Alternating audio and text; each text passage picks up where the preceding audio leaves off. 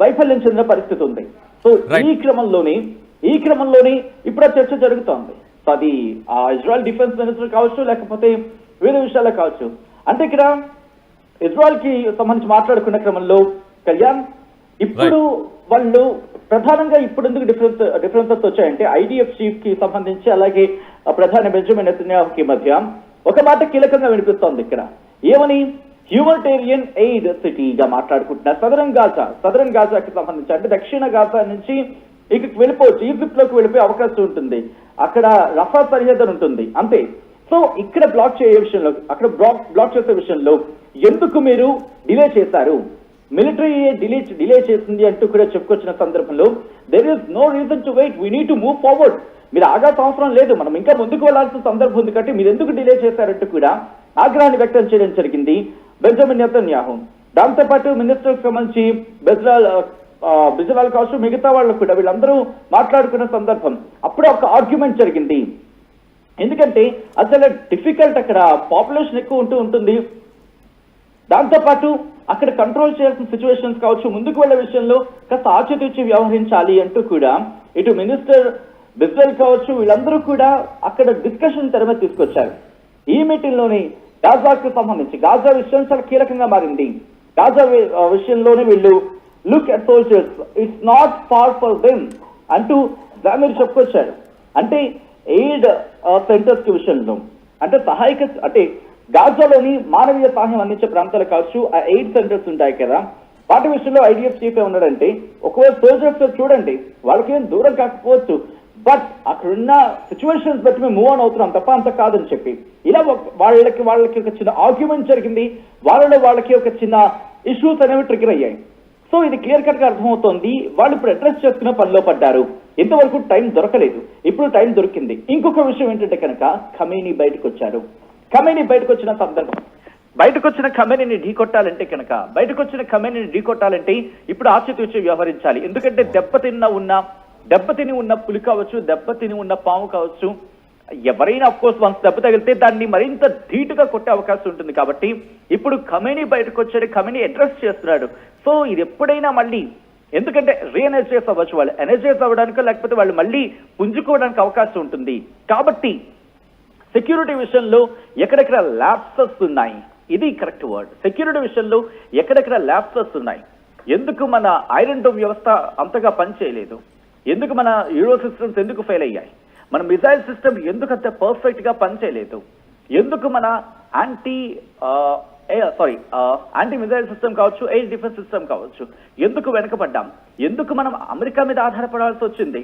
మనమంటే చాలా గొప్పగా చెప్పుకునే సందర్భంలో, ఖమేనీ మనకి చేతుకు దొరికే సందర్భంలో ఎందుకు మనం అంతవరకు రీచ్ కాలేకపోయాం.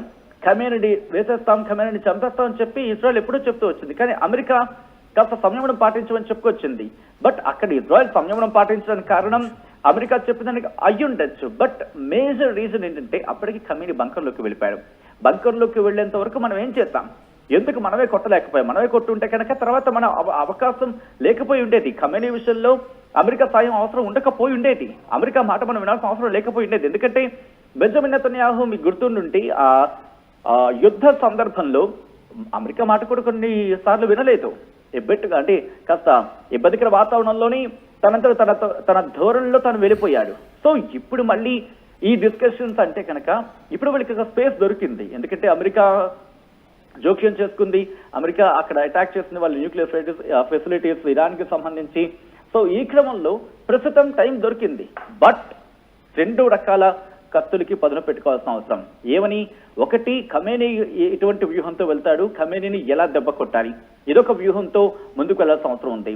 దాంతో పాటు ఇప్పుడు మళ్ళీ తమ ఆయుధ సంపత్తిని తిరిగి పుంజుకునేలా చేయాలి, తిరిగి వాటిని రీఎనర్జైజ్ చేయాలి. అంటే వాళ్ళ సెంటర్స్ ని, వాళ్ళ ఇన్ఫాక్ట్ ఇజ్రాయెల్ వాళ్ళ ఫెసిలిటీస్ కూడా దెబ్బతిన్నాయి ఈ యుద్ధంలో, కాబట్టి వాటిని కూడా పునరుద్ధరించుకోవాలి.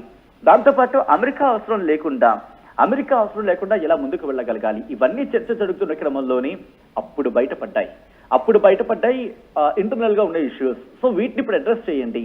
అసలు ఎందుకంటే వీళ్ళ ప్రధాన టార్గెట్ ఎప్పుడు వీళ్ళకి పక్కనే ఉంటుంది, గాజా స్ట్రిప్. గాజా పట్టీకి సంబంధించి హమాస్ ఎప్పటికప్పుడు వీళ్ళ మీద దాడులు చేస్తున్న క్రమం అన్ని చర్చ జరుగుతూ ఉంటుంది. ఈ కిందన యమన్ నుంచి హౌతీలు కావచ్చు, పైన లెబనాన్ నుంచి హెజ్బుల్లా కావచ్చు, ఎప్పటికప్పుడు దాడులు ఎదుర్కొంటున్న క్రమే ఉంది. కాబట్టి వీటన్నిటిని ఎదుర్కోవాలంటే మనం మళ్ళీ రీఎనర్జైజ్ అవ్వాలి కదా, ఒక వ్యూహం అంటూ ఉండాలి కదా. మన దగ్గర వైఫల్యాలు ఉంటే మనం ఇంకేమైతే చూపుతాం?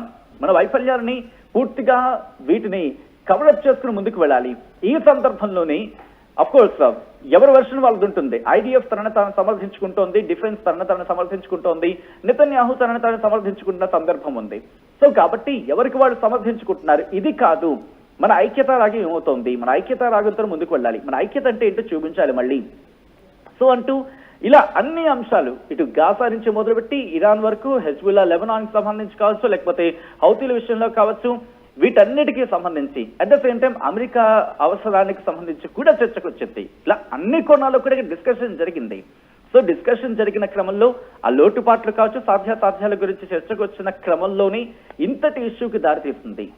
సో ఎస్, అంతర్యుద్ధానికి సంబంధించి అంటే కనుక బహుశా అంతవరకు వెళ్ళకపోవచ్చు. అఫ్ కోర్స్ ఇక్కడైతే బెంజమిన్ నెతన్యాహు మీద ఒక ముద్ర అయితే ఉంది, ఒక మార్క్ అయితే వినిపిస్తూ ఉంటుంది. అక్కడ లోకల్ పాలిటిక్స్ సంబంధించి కావచ్చు, లేకపోతే తన రాజకీయ ప్రస్థానాన్ని కొనసాగించడానికి యుద్ధం లాంటి అంశాన్ని రేకెత్తిస్తున్నాడు అనే ఒక చర్చ ఉన్నప్పటికీ అది ఎంతవరకు కరెక్ట్ కాదు అనేది బహుశా ఇప్పుడు జడ్జ్ చేసే సిచ్యువేషన్ కాదనుకోవాలి. ఎందుకంటే పరిస్థితులు అలా ఉన్నాయి కాబట్టి, అంత భయానకరంగా మారిన సిచ్యువేషన్ ఉంది కాబట్టి. So coming back to the subject, ఈ రోజు జరిగిన ఈ అంశానికి సంబంధించి ఒకసారి ఇజ్రాయెల్లో కూడా ఇష్యూస్ ఉన్నాయి. ఆ ఇష్యూస్ ని అడ్రస్ చేయాల్సిన అవసరం కనిపిస్తోంది, క్లియర్ కట్ గా అర్థమవుతోంది.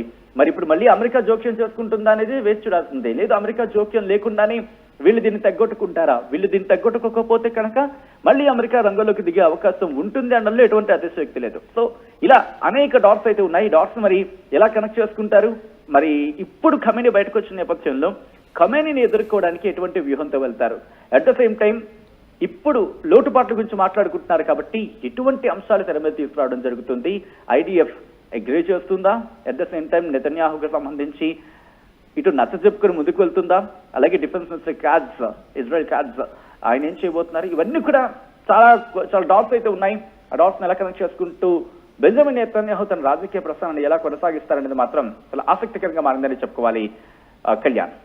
Right, thanks for the update Sachin. So మనం చూస్తే కనుక ఇజ్రాయిల్లో ఏదైతే జ్యుడిషియల్ రిఫార్మ్స్ తీసుకురావాలని ఇంతకుముందు ఏదైతే వాదన ఉందో, ఒక పొలిటికల్ ఇన్స్టెబిలిటీ మనం 2024లో మనం చూస్తే కనుక 5 లక్షల మంది ఇజ్రాయిల్లు వాళ్ళు సిటీలోనే నిరసన తెలియజేయడం మనం గమనించవచ్చు. సో అలాగే ప్రస్తుతం వార్ విషయానికి వస్తే గాజా మీద ఏదైతే అటాక్ చేశారో ఆ అటాక్కి సంబంధించి 2 మంత్రులు దాని మీద వాళ్ళు నెగిటివ్గా ఉన్నారు. వాళ్ళు దానికి సంబంధించి వాళ్ళ నెగిటివిటీని కూడా ఈ ఏదైతే డిఫెన్స్కి సంబంధించిన ఒక కమిటీ వేశారో ఆ కమిటీలో వాళ్ళందరూ తెలియపరచడం జరిగింది. సో ఇజ్రాయెల్కి సంబంధించిన విషయానికి వస్తే అది. అండ్ ఇరాన్ గురించి మనం కనుక చూస్తే రీసెంట్గా వాళ్ళు చైనా నుంచి 4.5 జనరేషన్కి సంబంధించిన ఫైటర్ జెట్స్ని కూడా వాళ్ళు ఆర్డర్ చేశారు. వాళ్ళ ఎయిర్ డిఫెన్సెస్ని వాళ్ళు ఇంకా స్ట్రాంగ్గా చేసుకునే ప్రయత్నం చేస్తున్నారని తెలుస్తుంది. అలాగే ఖమేనీ సీక్రెట్ బంకర్ నుంచి, అంటే ఇంతకుముందు ట్రంప్ ఓపెన్గా చెప్పాడు ఖమేనీ ఎక్కడున్నాడో మాకు తెలుసు, ఖమేనీని కూడా మేము టార్గెట్ చేయగలుగుతాం, అంటే B-2 బాంబర్స్ని యూజ్ చేసి ఏదైతే వాళ్ళు న్యూక్లియర్ ప్లాంట్స్, న్యూక్లియర్ పవర్ ఏదైతే బాంబ్స్ని ఏదైతే వీళ్ళు తయారు చేస్తున్నారని కొన్ని బంకర్స్ మీద ఏదైతే అటాక్ చేశారో అప్పుడు ఖమేనీ కూడా ఎక్కడున్నారో మాకు తెలుసు, ఖమేనీని కూడా మేము అటాక్ చేయడం మాకు పెద్ద పని కాదని ట్రంప్ చెప్పడం జరిగింది. బట్ ఇప్పుడు మనం చూస్తే ఇరాన్ చైనా నుంచి వెపన్స్ని, ఫైటర్ జెట్స్ని, మిసైల్స్ని ఏదైతే ఆపరేషన్ సింధూర్లో ఇండియా పాకిస్తాన్కి సంబంధించిన వారిలో పాకిస్తాన్లో 80% వాళ్ళు యూటిలైజ్ చేసిన వెపన్స్ అన్ని పాకిస్తాన్ నుంచి కొన్నవే అని చెప్పి మనకు తెలుసు. సో ఆ ఎక్విప్మెంట్ని, ఆ వెపన్స్ని, ఆ ఫైటర్ జెట్స్ని, ఈ 4.5 జనరేషన్ ఫైటర్ జెట్స్ని ఇరాన్ సమకూర్చుకునే ప్రయత్నం చేస్తుంది, ఎయిర్ డిఫెన్స్ని ఇంకా స్ట్రాంగ్ చేసుకునే ప్రయత్నం చేస్తుందని కూడా మనకు తెలుస్తుంది. ఇజ్రాయెల్కి వచ్చేసి వాళ్ళ ఇంటర్నల్గా కొంత మినిస్టర్స్ ఎగనెస్ట్గా తయారయ్యారు, అంటే గాజా మీద అటాక్స్ గురించి కావచ్చు. అండ్ ఇది ఇజ్రాయెల్ సిచ్యువేషన్. ఇరాన్ వచ్చేసి ఇంకా ఎయిర్ డిఫెన్స్ని బలపరుచుకునే ప్రయత్నం చేస్తుంది. ఈ 2 విషయాల్ని మనం